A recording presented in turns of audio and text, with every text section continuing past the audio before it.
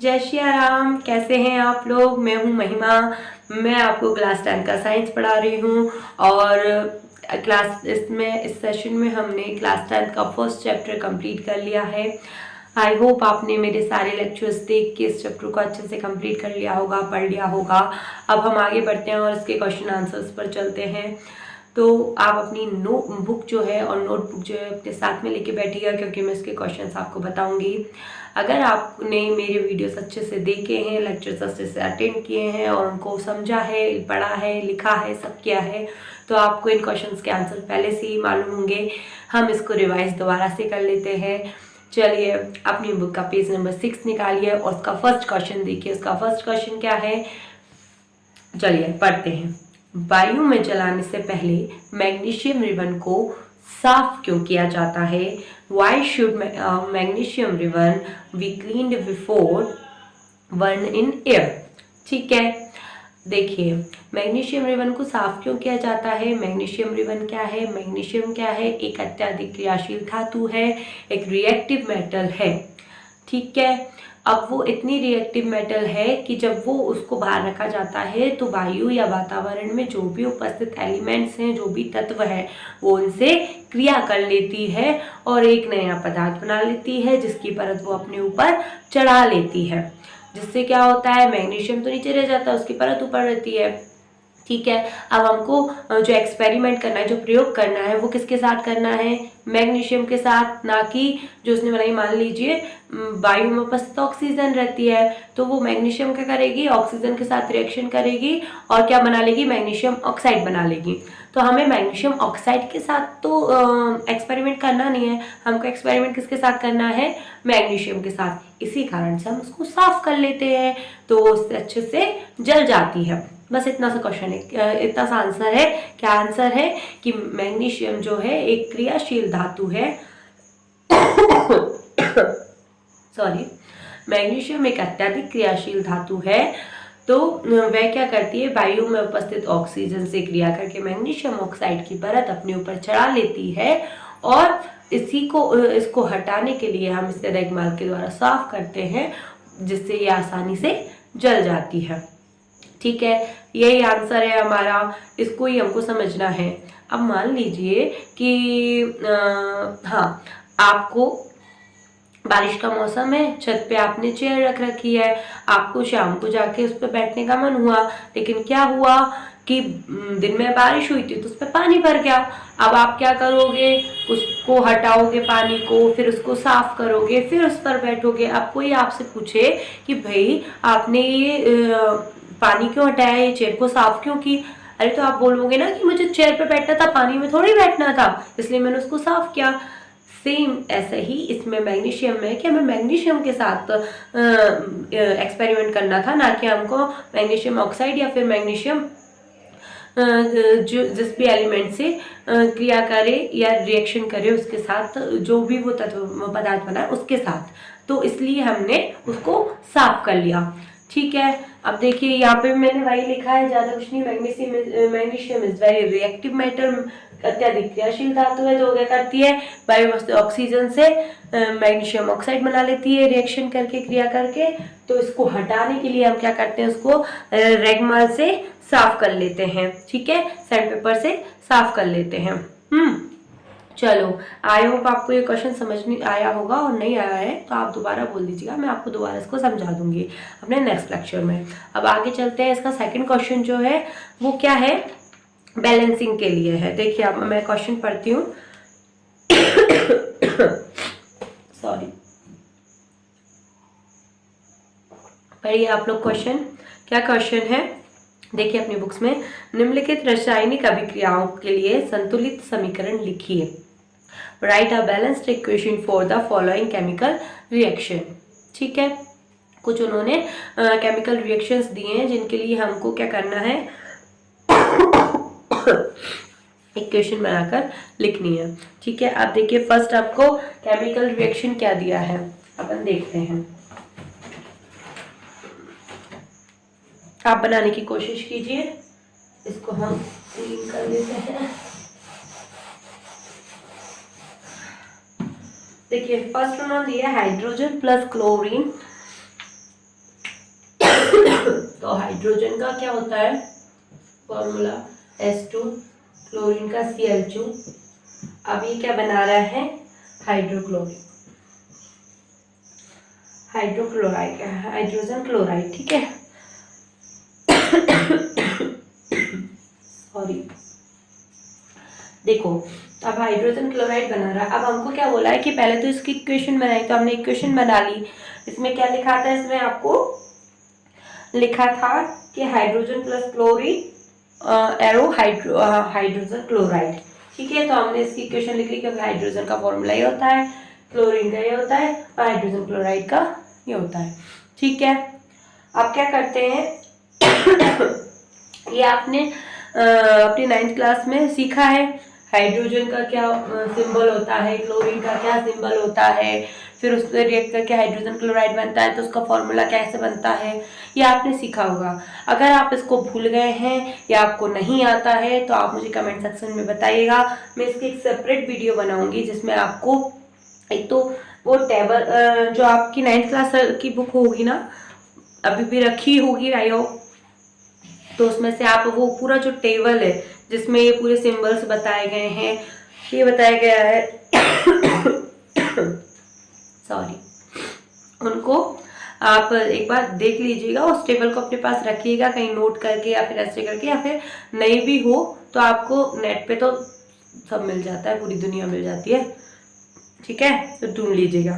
चलिए कुछ नहीं है, अब मैंने इसको बैलेंस करना आपको सिखाया था, उसमें बोला है पहले आप क्या इक्वेशन लिखिए, फिर क्या करना है, इसको बैलेंस करना है। अब इसको बैलेंस करना मैंने आपको सिखाया था, कुछ नहीं सबसे, अब इसमें सबसे ज्यादा तो देखने से क्योंकि ये दोनों दो दो ही हैं, यहाँ पे देखते हैं हाइड्रोजन की कितना है 2, क्लोरीन कितने हैं 2, यहाँ कितना है 1, क्लोरीन कितना है 1।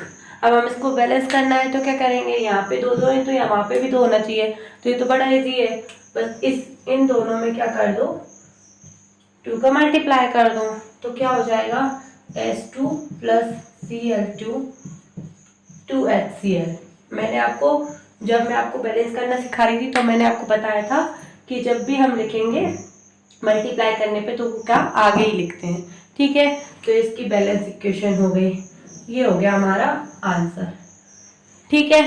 अच्छा नेक्स्ट वाला देख लेते हैं, नेक्स्ट वाला क्या है पढ़िए जरा, barium chloride plus aluminium sulphate, barium sulphate plus aluminium chloride, ठीक है।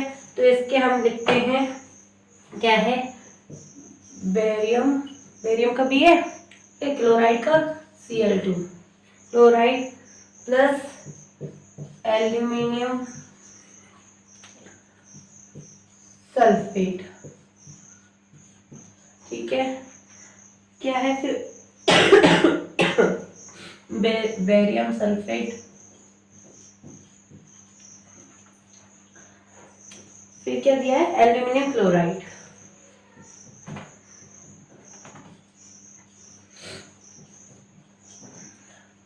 चलिए आपको अच्छे से दिख रहा है, हाँ। अब इसको बैलेंस करना है, अब इसको बैलेंस करना है तो पहले हम ये लिख लेते हैं, बेरियम का कितना है एटम नंबर 1, ठीक है, क्लोरीन का कितना है 2, यहाँ देख लेते हैं एल्यूमिनियम का कितना है 2, सल्फर का कितना है, यहाँ जब भी मैंने होता है तो हॉल्टोइस में होता है तो अपन कैसे करते हैं अंदर मल्टीप्लाई कर देते हैं, सल्फर का 1 है तो हम इसको अंदर कर देंगे S3 हो गया, ऑक्सीजन की 4 है तो 3 4 12, ठीक है। इधर देख लेते हैं, इधर 1 1 ऑक्सीजन का 4, एल्यूमिनियम का 1, क्लोरीन का 3, ठीक है। अब इसको कंपेयर करते हैं, यहाँ पे बेरियम कितना है 1 है, यहाँ पे सबसे पहले हम क्या करेंगे सबसे ज्यादा वाले को ले लेते हैं, सबसे ज्यादा कहाँ दिख रहा है हमको, यहाँ रिएक्टेंट्स में दिख रहा है हमको ऑक्सीजन में 12, वहाँ ऑक्सीजन कितने हैं दोनों तरफ देख लेंगे तो 4, अब 4 का अगर 12 बनाना है तो 3 से मल्टीप्लाई कर लेंगे, तो मल्टीप्लाई होगा तो सिर्फ ऑक्सीजन में तो होगा नहीं, ये जो पूरा फॉर्मूला उसमें होगा, तो जब हम इसमें मल्टीप्लाई करेंगे तो बेरियम कितना हुआ 3 4 ठीक है। ऑक्सीजन हो गया हमारा, बैलेंस हो गया ऑक्सीजन। चलो अब सल्फर के यहाँ पे कितने S3 S3, ठीक है। यहाँ पे बेरियम 3, यहाँ पे कितना 1, तो यहाँ पे भी 3 करेंगे ना, तो इसमें भी हम क्या करेंगे 3 का मल्टीप्लाई कर देंगे, ठीक है। तो कितना हो गया 3, ये हो गया 6, 3 2 6, ठीक है। अब देखो, अब एल्यूमिनियम यहाँ पे 2 है, वहाँ पे 1 ही है, ठीक है। तो हम वहाँ पे भी 2 करेंगे, जहाँ कम होगा वहीं तो देंगे, तो वहाँ 2 मल्टीप्लाई कर देंगे, ठीक है।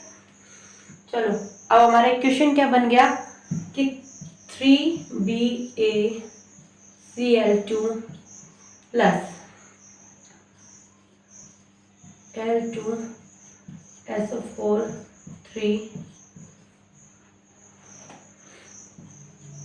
3BaSO4 प्लस 2L, ठीक है। अब देखो ये हमारा बैलेंस हुआ कि नहीं, यहाँ पे 3 बेरियम है, वहाँ पे भी 3 बेरियम है, यहाँ पे 2 क्लोराइड है, नहीं यहाँ पे 2 नहीं है, यहाँ पे 3 2 6 है, तो वहाँ पे भी 6 है, 2 3 6, ठीक है। एल्यूमिनियम 2 है, वहाँ पे भी 2 है, यहाँ पे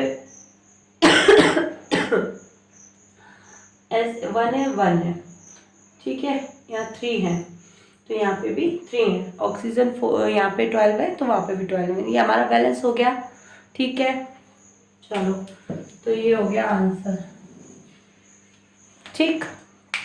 चलो आगे बढ़ते हैं, और इसका नेक्स्ट क्वेश्चन जो है, इसका जो आपको नेक्स्ट इक्वेशन दिया है वो आप सॉल्व करेंगे। अगर आपसे सॉल्व नहीं होगा तो आप मुझे बताएंगे। नेक्स्ट क्या है, बहुत ही इजी है, सोडियम प्लस जल, सोडियम हाइड्रोक्साइड प्लस हाइड्रोजन, बस इसको लिखना है, इसको सॉल्व करना है।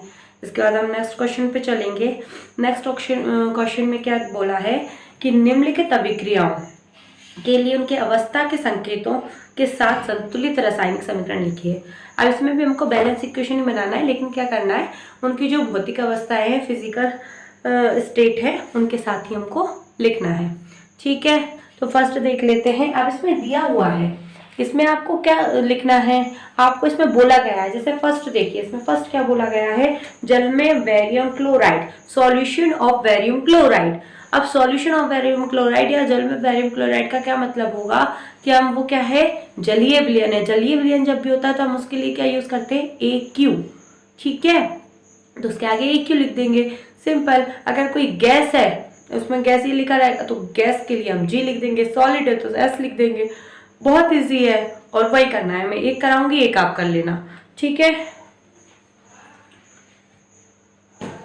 और नहीं आए तो हम आगे उसको कर लेंगे हमारे नेक्स्ट लेक्चर में, वो टेंशन लेने की जरूरत नहीं है, ठीक है। चलिए, जल में क्या है हमारा, बैरियम क्लोराइड BaCl2AQ, ठीक है, प्लस क्या दिया हुआ है, फिर सोडियम सल्फेट के विलयन दिए हैं, ये भी विलयन ही दिया है जल में, तो इसको भी करेंगे, लगा के आगे इधर लिख दे रही हूँ। फिर क्या दिया हुआ है, sodium chloride, barium sodium chloride का विलयन दिया है ना। चलिए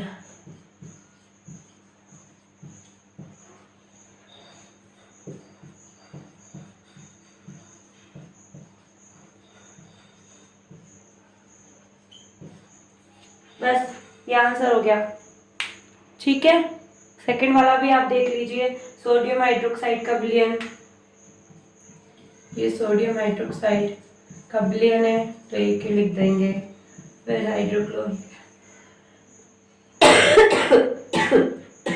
हाइड्रोक्लोरिक अम्ल है, ठीक है।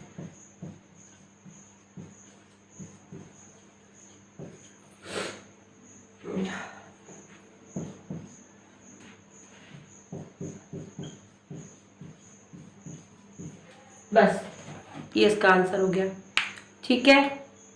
चलिए अब नेक्स्ट वीडियो में आगे क्वेश्चन सॉल्व करेंगे। जब तक के लिए आप इन क्वेश्चंस को अच्छे से समझिए। अगर समझ नहीं आए हैं तो आप मुझे बोल सकते हैं, मैं दोबारा करवा दूंगी कमेंट सेक्शन में। और एक क्वेश्चन जो आपको दिया है आई होप उसे आप कर ले, अगर नहीं कर पाएंगे तो मैं आपको नेक्स्ट लेक्चर में वो करा दूंगी, ठीक है। ओके, जय श्री राम, मिलते हैं नेक्स्ट लेक्चर में, बाय।